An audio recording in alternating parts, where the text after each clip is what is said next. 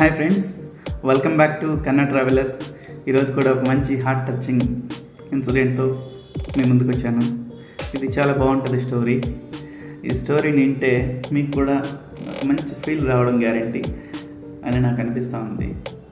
సరే, స్టోరీలోకి వెళ్దాం. ఒకనొక రోజు ఒక రైతు తన పొలంలో పనిచేసుకుంటుంటే ఏదో అరుపులు వినిపించాయి.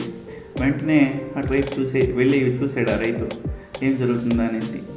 అక్కడ ఉన్న ఒక బావిలో ఒక పిల్లవాడు పడిపోయి హెల్ప్ హెల్ప్ హెల్ప్ అని అరుస్తూ ఉన్నాడు.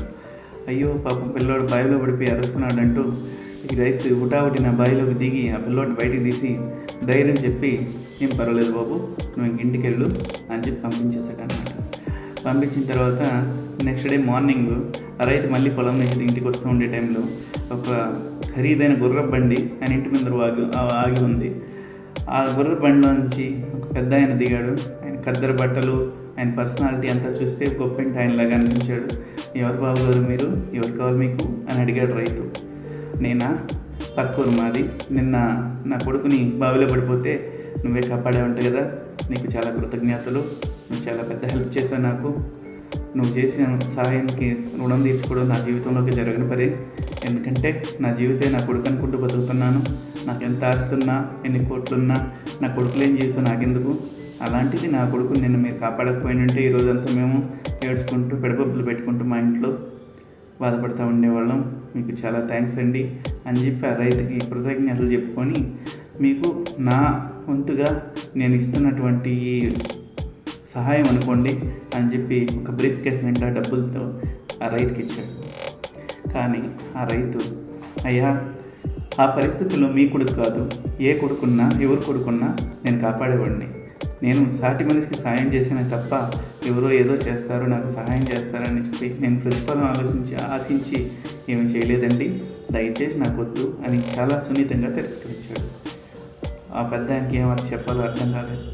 మీరు ఎన్నైనా చెప్పండి, మీ రుణం తీర్చుకునే అవకాశం నాకు ఇకపోతే మాత్రం నేను జీవితాంతం బాధపడాల్సి వస్తుంది అన్నాడు. ఇంతలేకే అటువైపుగా ఆడుకుంటున్నటువంటి రైతు కొడుకు అక్కడికి వచ్చాడు. ఆ పెద్ద ఆయనకి నమస్కారం చేశాడు.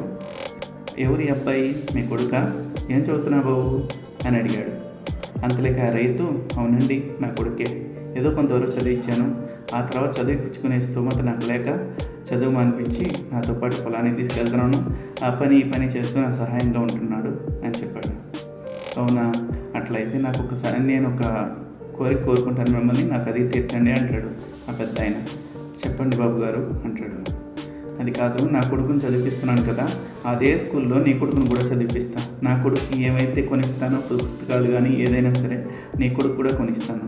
ఈ అవకాశాన్ని నాకు ఇవ్వండి, బాగా చదువుకుంటాడు, మంచి ప్రయోజకుడు అవుతాడు మీ కొడుకు అని చెప్పి చాలా తీవ్రంగా ఆ రైతుని ఒప్పించాడు. అంటే ప్రేమగానే ఒప్పించాడు. అప్పుడు ఈ పెద్ద ఆయన మాట్లాడుతున్న తీరుని చూసి ఆ రైతు కాదనలేక, అలాగే బాబు గారు మీ ఇష్టం అన్నాడు.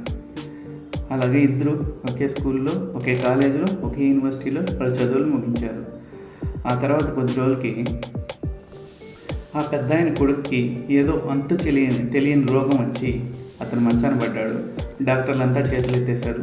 మా వల్ల కాదు, ఇది కొత్త వ్యాధి, దీనికి మందు లేదు అన్నారు. అంతలేకే అక్కడికి ఒక మనిషి వచ్చాడు. అతను కనిపెట్టిన కొత్త మందునిచ్చి ఆ జబ్బుని మాయం చేశాడు. ఆ మందు పేరే పెన్సిలిన్. దాన్ని కనిపెట్టింది అలెగ్జాండర్ ఫ్లెమింగ్. అక్కడ అవతల మనిషి ఎవరు అనుకుంటున్నారు? అప్పటి బ్రిటిష్ ప్రధానమంత్రి చర్చిల్. సో ఆ రైతు చేసిన సహాయానికి ఆ పెద్ద ఆయన చేసిన రివర్స్ సహాయము ఇక్కడ మళ్ళీ తిరిగి ఆ పెద్ద ఆయన కొడుకుకి ప్రాణం పోసింది. చూడండి ఫ్రెండ్స్, ఇది ట్రూ స్టోరీ. సో మనం ఎవరికైనా చిన్న హెల్పే చేసి ఉండొచ్చు, కానీ ఆ చిన్న హెల్ప్ వల్ల వాళ్ళ లైఫ్ సెటిల్ అయ్యే అవకాశం ఉంటుంది, వాళ్ళ జీవితంలో ఎక్కడికో వెళ్ళే అవకాశం ఉంటుంది, మనకు తెలియదు. ఈరోజు విన్స్టన్ చర్చిల్ ప్రధానమంత్రి అయ్యాడు, కానీ ఆ రోజు ఆయన కాపాడకపోయి ఉంటే చనిపోయాడు కదా. ప్రధానమంత్రిని కాపాడాడు ఆ రైతు. చాలా మంచి స్టోరీ కదా friends. Please subscribe my channel. Thank you. Wish you a great day ahead.